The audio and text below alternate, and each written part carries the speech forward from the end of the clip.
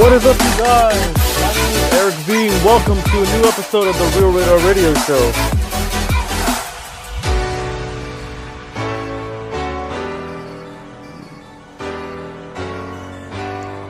I hope everybody was having a good week, has had a good week so far. Today's Thursday, August the 2nd.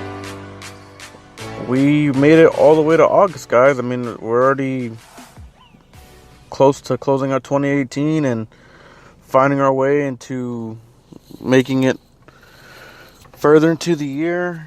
You know, things are coming up. Holidays are around the corner. Halloween is so close. So close. And I really am excited for Halloween, as I am, every year. But not talking about Halloween this episode. I'm talking about different things that are, coming up. Different things that are, due for their righteous, I guess you could say, time on the show, and things that I personally think that are deemed necessary to talk about, things that are that have come to light, things that are changing in today's world. I mean, I'm talking about a lot of things Comic-Con related, talking a lot of things about movies that are coming out, surprising deals that I saw that are just, happening. There's a Treasure Island reboot in the works over at ABC or NBC, one of those. Disney has just recently fired James Gunn as a director for the next Guardians of the Galaxy Volume 3. Now, I want to talk about this James Gunn deal. And it's nothing that I wanted to discuss prior to the show and other forms of media that I do participate in, because I wanted to keep this for the show, and with good reason. James Gunn was fired by Disney for some tweets that he tweeted a few years ago that have resurfaced from people, digging through his stuff and finding these old tweets, and some of them were inappropriate. And while I stand with other people who truly want James Gunn to be a part of the finish out the trilogy for Guardians of the Galaxy Volume 3, I do not I guess you could say I don't condone, or I don't think that the tweets that he sent out were of appropriate nature, and I think that they are a little misguided and a little ill attitude flavored for people who saw this as comical or humorous. I, for one, love James Gunn's work. Slither, Guardians of the Galaxy, and I just think that there's so much that's continuing to go on with things that are resurfacing from the past deals of other people. We had Kevin Spacey's whole ordeal just last year happened, and now he's no longer with House of Cards. There's a lot of other things that take place and take shape with things that we just haven't seen. TJ Miller from such films as the original Cloverfield and Deadpool 1 and 2 has been outed as another person who has been I guess of misconduct and improper communication with people, and how he treated people. And I think it's different, because now you have other people coming to light. Just recently, Chris Hardwick, who's usually the go-to moderator at Comic-Con, and he's a talk show host for Talking Dead, Talking Bad, and stuff like that, and the spin-off shows that you see on AMC that Chris Hardwick usually hosts and talks about. He was the founder of Nerdist.com. Up until recently, he has been removed of all aforementions from the site, so there's no affiliation with him. Comic-Con has dropped him from moderating any and all panels at Comic-Con, so he's no longer affiliated with that. He's pretty much gone off the radar ever since, things have surfaced of him and his ex-girlfriend and how things have played out in that manner. So it's a little weird to see that, this guy who has been like, real chipper, real energetic, real passionate about talking about, Walking Dead and Breaking Bad, and talking about all these other shows and doing the panels for Walking Dead and for Marvel, and he was just pretty much the go-to guy. That a lot of people recognized him over the years and become fans of his, and have followed him ever since his early days on Nerdist, and up until now. And don't get me wrong, I mean, I'm sure with reason, within things that happen, from between then and time, it changes.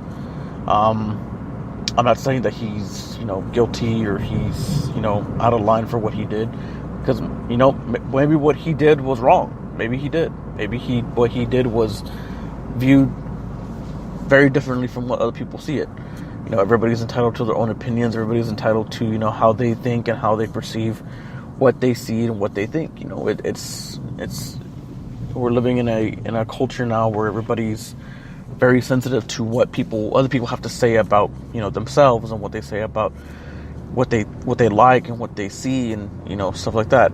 For example, and I'm sure I've talked about this in past episodes, but for example, when the trailer for The Nun came out, I voiced my opinion about not liking the movie, about not liking the character of the nun, not liking the whole spiel about there being a movie based on another character that was in The Conjuring, which makes no sense to me. It really doesn't. I mean, if you really truly think that this movie's gonna sell tickets at the box office, which it probably will, because there's people out there that actually like that kind of shit. But on the other hand, I mean, I'm not gonna be feeding into the fact that I think that this is the lamest reason to have a film on a character that doesn't really do anything other than scare people and has a scary ass look, heavy ass makeup, and the list goes on.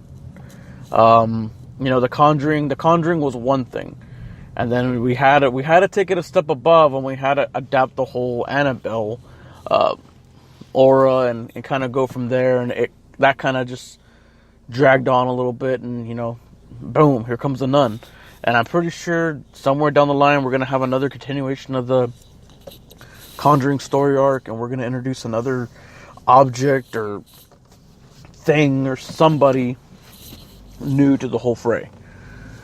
So when I voiced my opinion, when I talked about it online, and when I was saying about those other stuff, I had a lot of hate mail coming in. I had a lot of messages coming from people that were blasting me, saying that I probably like snuff films, and I like gore, and the movies where the girls get mutilated and raped, and that whole thing spiraled out of control in a matter of minutes. And talking amongst other friends, talking about among other people that I know who agree that a film like this doesn't deserve its own film, doesn't deserve its own spin-off or any adaptation whatsoever. I mean, yeah, it was in the other film, the Conjuring film, whatever, and some people thought it was scary. Okay, whatever. When it was announced that she was getting her own movie, that was when I thought it was the most ridiculous thing ever. And yeah, you have Annabelle, and then Annabelle 2 or Annabelle Creation or whatever. The whole doll phase has already been done in the world of horror. And we not all watched Child's Play. This whole thing with the Nun, I think it's just another reason to get people to get amped up with these movies like that who rely on the jump scares. Because honestly, if you've seen the trailer for the Nun, you're not going to get any tidbit of information in regards to who she is, what she's done, how did she become this evil ass nun? Did she die? Is she dead? Is she a ghost? Is she a spirit? Is she a zombie? What is she? You know? And it's kind of upsetting because you don't know what to think about this. But then now, in the trailer, of course, there's a jump scare. A couple of jump scares that make you, think that, oh, okay, obviously it's going to happen. There's no music. There's tension building up. It's quiet. She's peeking around corners. She hears a couple noises, and then, boom, she disappears. Okay, get that. I understand that there's a different approach to making it known that there's something going to happen by them doing this whole, okay, let's play some music, and then let's just cut out the music, and then play some sounds, add a little bit of effects in there, and then boom, we'll do the jump scare. I just don't get it. It's predictable. It's it's going to happen. I mean, and I think that's what ruins it, in the end, because that, something like this is, as stupid as it is, and as stupid as it sounds, for me personally, I wouldn't want to watch something that's just, so dumb and so built upon this whole thing. But, I'm rambling on about this because it really boils me. But talking about, people's opinions and people's, thoughts and all this other stuff about, these other people that are coming to light about these allegations and these misconduct stories and everything in between, everybody's got their opinion, and, we can't change that. We can only hope for the best, and we can only hope that, some in some way, shape, or form, these people, and I'm talking about not just these people that I've, mentioned in this episode. I'm talking about other people that are, victims or alleged suspects of these stories and these events happening. It's sad, it's sad to see that, this stuff happens to people who other people look up to, and of course celebrities are going to be the ones that take the biggest hit of all, because why not? I mean, people see them as celebrities. They make a lot of money. They have a lot of money to spend, and they should be living a happy life. They, spend money on cars and whatever the hell they want, and jewelry and all this other crap. Money is literally, the last thing anybody should have on their mind. I mean, the bonding connections between people, getting to know people, making friends, going out there and talking with people, catching up, making new friends, living your life. That's probably the best, thing that you can do for yourself in this life. I mean, money comes and goes, problems happen up and down. We can't really pinpoint what there is to talk about, what there is, going off of that. And I get it. I understand people got to go out there and make money to survive. I get it. I am doing a podcast on August 2nd, 2018 at 2:55 in the morning. People think I'm crazy because I'm driving around the city and I'm talking and waving my hands around like an idiot, and people think I'm probably, some sort of crazy guy. Maybe I'm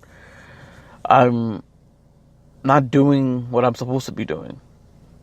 And, they see the big old emblem sticker on the side of the car, and they think, okay, this guy is obviously working, but I think he's probably sleep deprived or something. He must be crazy because he's talking to himself.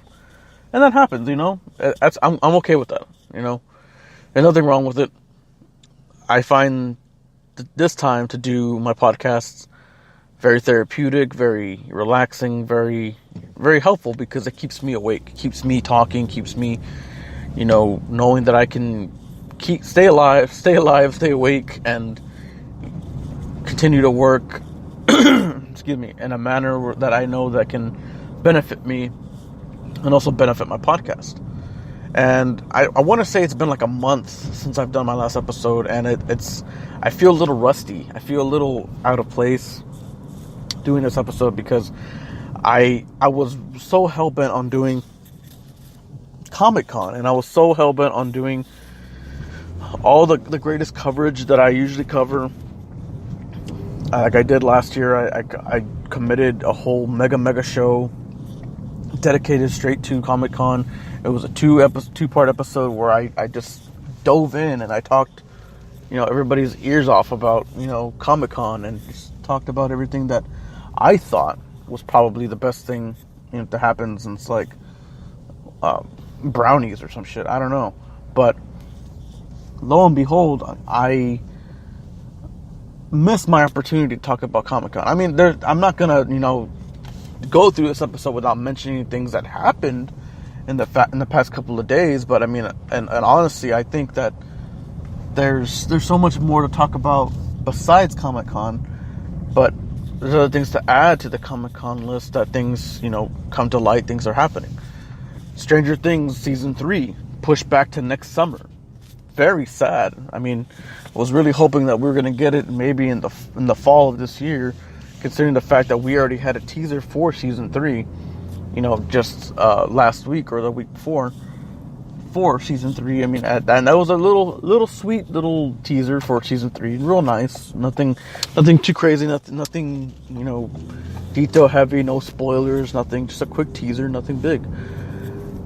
So yeah, I guess you can say the Duffer Brothers and the head honchos at Netflix are wanting to make the next season a little bit more creative, trying to get into their element, make it more built up on anticipation. Yeah, I get that. That's cool.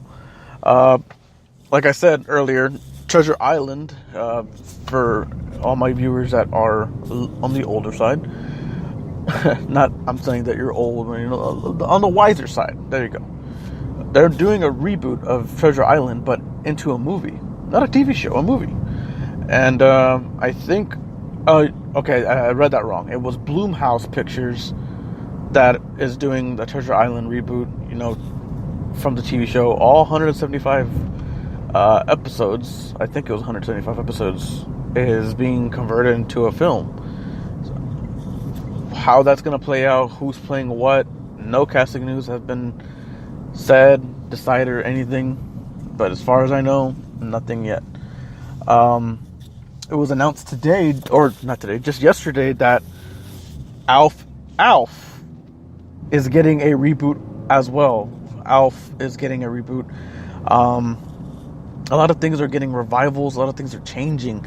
There's a new Hawaii 5-0, or I think there was another Hawaii 5-0. I think there's a new Magnum PI debuting. Also, there's a bunch of other stuff going on. A lot of promotional spots for the Meg with Jason Statham has already been swirling around TV for quite some time. And I guess you could say that, there's a few tidbits here now and then of other things that are coming out. Avengers Infinity War is now available on digital and will be available on Blu-ray and 4K August 14th. So you guys mark your calendars, get ready for that. From what I know, there's a lot of, bonus material that's included. So that's pretty exciting, knowing that there's a lot of things that are coming to light. I want to say that there's also a Sabrina the Teenage Witch reboot in the works also. There's a lot of things that are being rebooted, a lot of things that are continuing, a lot of things that are, finding new light and finding new ways to talk about. I mean, and it's not just, the major cable networks like NBC or ABC or CBS. ABC is moving forward. It had a lot of success with the Roseanne revival this past year, and with everything that happened with Roseanne Barr and her claims and tweets and all the events that happened with her, ABC has canceled Roseanne, the revival. And it's really sad because a lot of people, some of these people that you see that were a part of the original show who came back for the revival, you don't see them anymore. You don't see them in anything else, in any other movies, any other shows. That was their career. That was their whole thing. And to have the main, cast member of the same name go off and go on a rant and express herself and say something like that, so inappropriately, is wrong, because you're being viewed as someone who's making a bounce back on a comeback, trying to get yourself out there, knowing that you're back doing television. You're making another name for yourself. You're bringing Roseanne to another generation of audiences, and old and new. Returning audience members are enjoying your content because it's so up to date. It's now, and it's in today's world. And now you've seemed to have single-handedly thrown that out the window and ruined it for other people involved. And they've interviewed John Goodman several times on many occasions where he has just danced his way around the questions and cleverly answered in 1-2 word snippets where he just doesn't want to talk about it. Because I, for one, if I am John Goodman, I'd be very upset. I mean, granted, John Goodman is a tremendous actor, and he does great work on a lot of films. I just recently saw 10 Cloverfield Lane, and I think he was really good on that one. There's a lot of subliminal stuff that includes Slush Show, and it includes a lot of things that J.J. Abrams has hidden in the Cloverfield paradox in the universe. And I'll get to that a little later. More details into that, maybe this episode or next episode, and I'll talk more about it at some point in time. But I mean, if you're John Goodman or Sarah Chalke or anybody else that's attached to this show, you'd be pissed, because you guys had so much success, so much to look forward to in this show, and now your main cast member has screwed up things, and there's no coming back from that, because you can't do anything about it. I mean, your whole thing was riding on this whole revival, and it just jumped out of the water. And the ratings were good, guys. I mean, ratings were phenomenal. ABC was surprised that they were getting so much good ratings, and they were getting so much good fanfare and feedback from this show. It was amazing, and Roseanne was already greenlit for season 2 after the second episode of the revival. So there was a lot to go off of that, but I cannot imagine what ABC executives were thinking when they had no other choice but to cancel the show. And that sucks. I mean, that really sucks. I can't think of how shitty that must be, but ABC saved the day, because John Goodman, Sarah Chalke, returning cast members from the Roseanne show, are getting their own show called The Conners. And this show is moving forward without Roseanne. How and what capacity is that going to happen, or what they're going to do about this, is unknown at this time. I don't know if they're going to kill off Roseanne. I don't know if they're going to find a way to manipulate the whole fact that she's no longer involved. Maybe her and John Goodman's characters got divorced in the show. I don't know. Whatever happens, but I really hope that The Conners, with John Goodman and everybody else from the Roseanne cast, is able to find success with the show. And that would be great for, both sides involved, except for Roseanne, because I don't think that she should really embrace any fact that, when she found, I'm assuming when she found out the news that, the Conners was going to get their own show, I'm pretty sure she was pretty pissed, because she's been really quiet, about things lately, and she hasn't really said anything. Although she was very vocal about the whole James Gunn incident, and she had a lot of things to say about James Gunn, which made me hate her just that much more. A lot of things, reboots, rehashings, redoings, reimaginings, are just the trendy thing right now. I mean, Will and Grace had a lot of success at NBC, and they still do. I mean, they had a lot of things that were going on at that aspect, and they revived a whole bunch of shit in that department. MTV brought back Fear Factor, and they brought back with Celebrity Fear Factor, and they brought back with a whole bunch of other stuff that seems to be hitting it off with MTV and their viewers left and right. I mean, it's appealing to a younger crowd, but it's appealing to people who think the Kardashians are the shit, or they're thinking that Jersey Shore or Floribama, whatever the fuck it's called, is the greatest thing on earth, because people love that show. People love that shit. And my whole thing with MTV, my whole beef with MTV is that you got shows like Teen Mom and Teen Pregnancy and Teen this and Teen whatever and Teen Mom OG and all this other slang and terms. Call me old, call me old-fashioned. I mean, I'm just 26. I'm going on 27 in September. I don't really consider myself that old, but I guess you could say I'm siding with the fact that I don't see the whole entertainment purpose of there being a show about teen pregnancy and teen moms. What's the deal? I mean, okay, I don't get the whole premise about it. I don't. I mean, okay, you had a kid when you fucked up. You opened your legs, you had a kid, boom, you popped out a kid, and now you have to chronicleize your whole story and everything about that with everybody who watches that show. And I'm not saying you opened your legs and you had a kid, you made a mistake or anything like that. It's nothing to go off of that. What I'm saying is, in a term of sense, that it just doesn't make any sense to make a show just dedicated to that. I mean, yeah, okay, you're not the only one on the show who had a kid.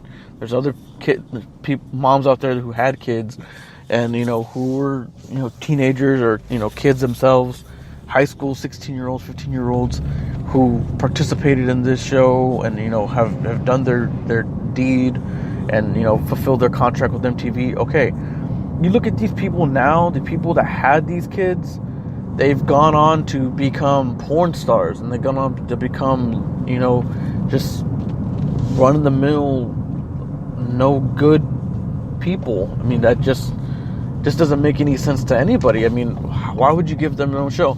And on top of that, you give them another show called Teen Mom OG, and you add fuel to the fire because MTV is just eating it up and knowing that they're going to get ratings left and right, and it's going to be coming at you at supersonic speed because people want to watch this shit in some way, shape, or form, and to what degree, I don't know.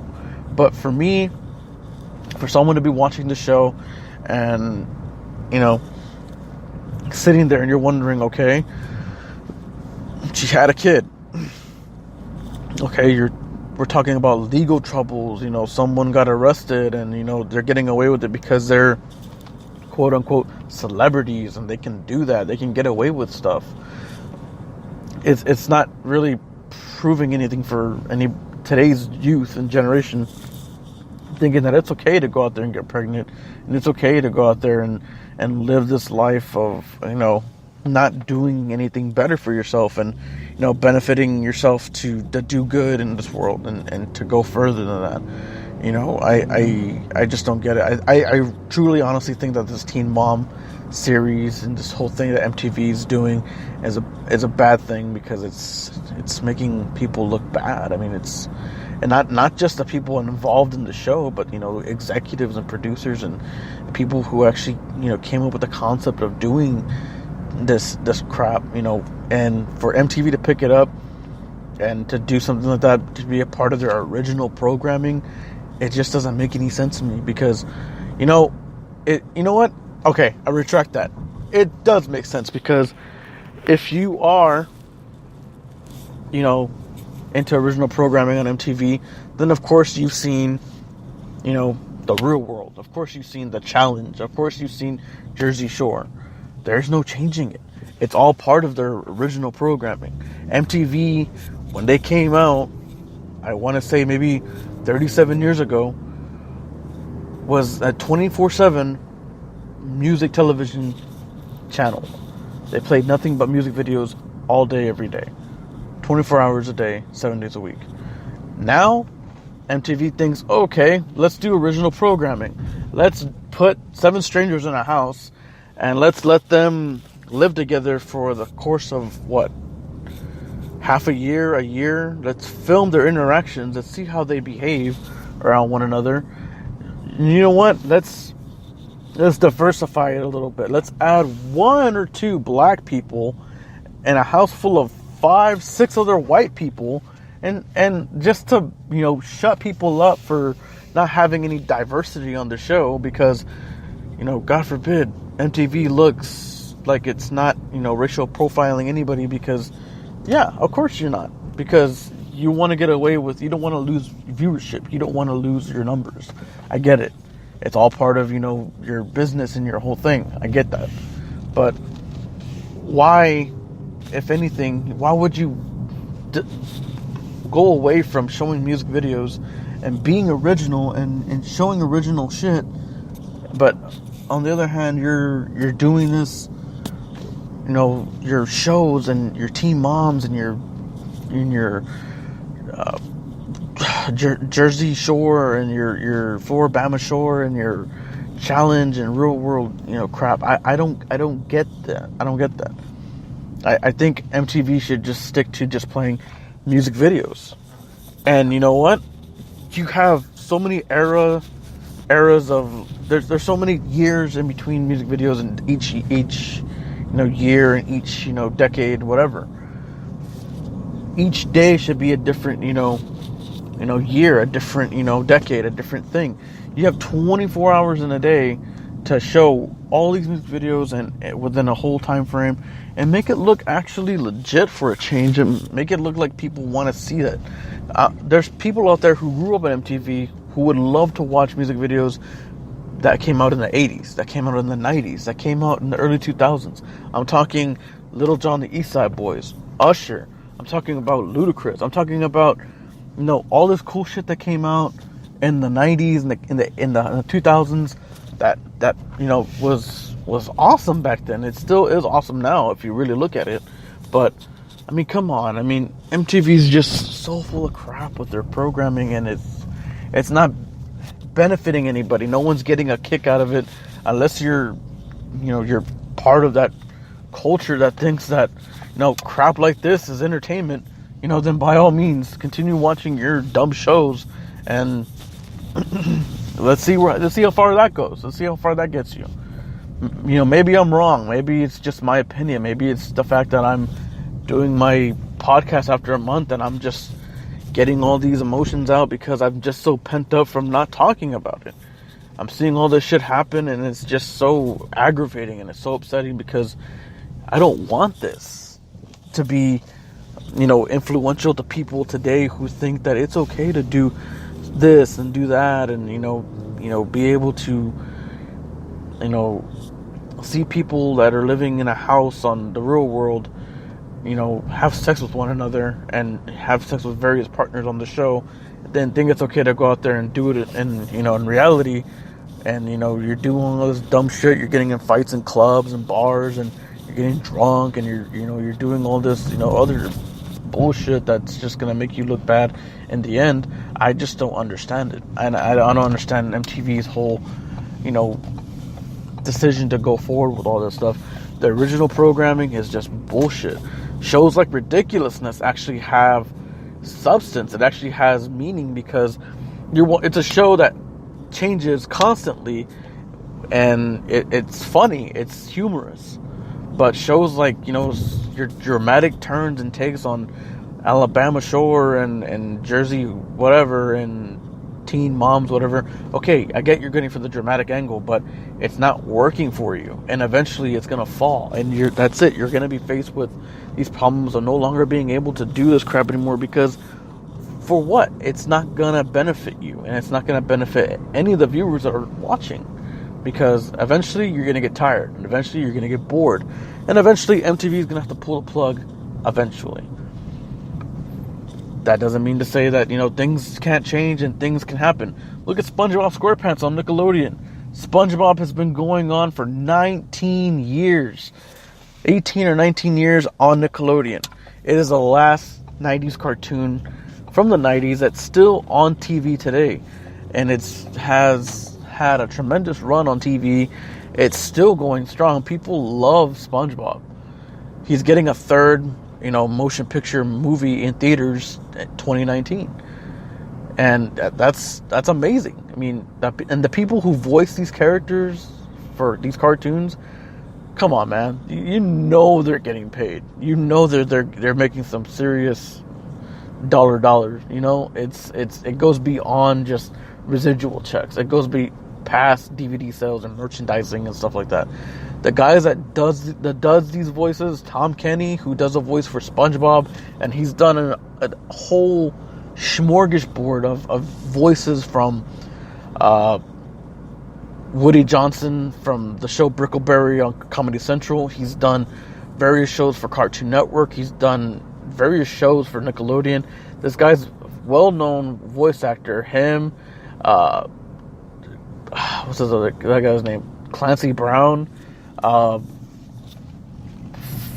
Fagerbake, or Tom Fagerbake, or Tim Fagerbake, who does the voice for Patrick. That's an iconic voice. That guy just has to speak. He doesn't have to alter his voice in any way. Tom Kenny has to go up a few octaves to get that high-pitched SpongeBob sound. But this Fagerbake guy that does the voice for Patrick, he just has to talk like he's just having a conversation. And he's doing the voice of Patrick because that's just his voice. Such an iconic voice and such a beloved character. I mean, I really hope that SpongeBob continues to go on when I have kids, eventually. But... And even if not, I'd love to buy the whole series as a whole and for my kids and let them watch it, because it's a funny ass show, and I think a lot of people would agree. And other things that happen that go on, such as Adult Swim. If you watch Adult Swim, a lot of people do. A lot of people watch, reruns of King of the Hill. Watch reruns of King of the Hill moved to Comedy Central. I'm sorry. Reruns of Family Guy, reruns of American Dad, other shows like Mr. Pickles and Rick and Morty and Powerpuff Girls and Scooby-Doo and other stuff like that belong on Comedy Central, that I'm not Comedy Central, but belong on Adult Swim, that actually made up their programming for late night viewing and TV show. You watch other shit that comes out on Adult Swim at 2 in the morning, 3 in the morning, 4 in the morning. It's some weird psychedelic, you're high on drugs bullshit that comes out because they're promos they're promos for shows and promos for other stuff that they have coming up in the fall, their fall lineup or gig stuff to announce. It's some weird shit. Sometimes it comes off as downright scary. I mean, I remember when they first premiered Mr. Pickles for the very first season, when it first came out, the very first episode, there was just so much black noise around the first episode. I mean, the first episode, I remember when they first episode, it was like a long pause, like this, and then, it described the show. It's been, indoctrinated, for a long time. A secret society has been, behind the scenes, that, planning and growing ever since, its first, creation. And they're talking about the Illuminati, and then it just gets real quiet and real blank. No audio, no music, no nothing. And then the show starts, and it's Mr. Pickles, and, obviously, if you're not familiar with Mr. Pickles, it's about a dog who's possessed by Satan and who's, cuts up body parts and has sex with his dead victims and stuff like that.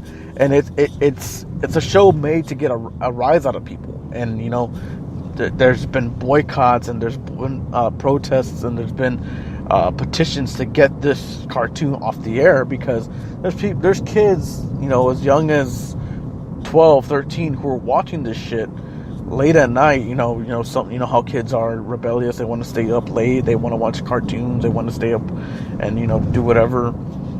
And especially at that age, you're in your rebellious stage. You don't want to go to bed. You don't want to go to sleep yet. You just want to stay up, watch TV. You just want to stay up, play Call of Duty, play Fortnite, whatever you're doing. But these kids, man, they're experiencing this stuff, and they're freaking the fuck out because they're like, oh shit, this dog's possessed as fuck. I don't want to watch a show about a dog possessed by the devil.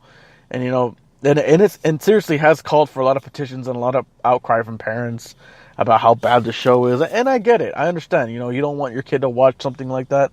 But at the same time, the guys over at Adult Swim are doing this to get a rise out of people who are very religious, who are very, into, spirituality or who are into doing the right thing and making things right for one another. I get that. It is. It's really gut wrenching to know that the creators of the show actually got greenlit to do this show, but then there's also the opposite fanfare where people who love this stuff, who think it's just downright hilarious, and of course they renewed for season 2, and yes, they just came out with a season 3. When and if they're gonna do a season 4 is beyond me, but for what it's worth, it's looking like it's gonna be a good while, and I think it's gonna be here to stay for a good while. So there's that. But yeah, I mean, if you have ever had a chance, if you not know what I'm talking about, watch Adult Swim between the hours of 2 in the morning and 4 in the morning, and you'll know exactly what the fuck I'm talking about. And it's really trippy, it's really weird, but at the same time, it's kind of comical, it's kind of funny. But sometimes it kind of makes you do like that nervous laugh, because you're kind of like, oh fuck, like this is some trippy shit. Like, okay, like, all right. But moving past Cartoon Network, I kind of wanted to jump before I run out of time with you guys on this episode, because I just made this like my complete total TV episode, where I'm talking a whole bunch of crap about TV revivals and talking about things that are going on in the television realm. Since I hardly ever touch, bases on that, I figured why not? Why not today, right? Before I let you guys go, I want to talk about Nickelodeon and their decision to revive Rugrats. Rugrats is getting a 26 episode revival order. Original Klasky and Kuspo producing, animating, bringing it back to life, making it, more wholesome, bringing it back with new animations, new story, new, purpose-driven in this, show. It's going to be awesome. I mean, obviously, a lot of kids that are into the 90s that are, nostalgic, watching Teen Nick or Splat, for the old episodes of, Rocko's Modern Life, which, by the way, has its own TV movie now. Rocko's Modern Life has a new TV movie, especially made for 2018. I don't know if it's already out yet, if it's coming out, but that's another one. Hey Arnold is getting another one. I think they're getting a revival also. I'm just not too sure. I think it's like a limited series. But yeah, there's a lot of stuff going on around the revivals and stuff. People cashing in on the 90s fame to early 2000s fame. And that's great and everything. I'd love to see, more of that happening amongst other networks, and seeing how far that can go. And maybe that can set off a whole trend and bring back people who are really into the shows. And, it'd be great for, all this to happen. And I really hope that it's refreshing knowing that us 90s kids can have something to watch and, reminisce about, other than just, our memories and us talking about, how cool jorts were back in the 90s and how things, seem to have, been a different time and different, era and different decade and year. But, hey, at least we have these cartoons coming back, But in the meantime, guys, I want to thank you guys so much for listening to this episode. I know it's been a while. I'm back. No more hiatus. I have to get with it. I have a whole month off from school, so I have a whole month to get my shit together. I have a lot more to talk about in the next episode. You guys have a great week. I'll talk to you guys soon. Thank you so much for listening. Take care.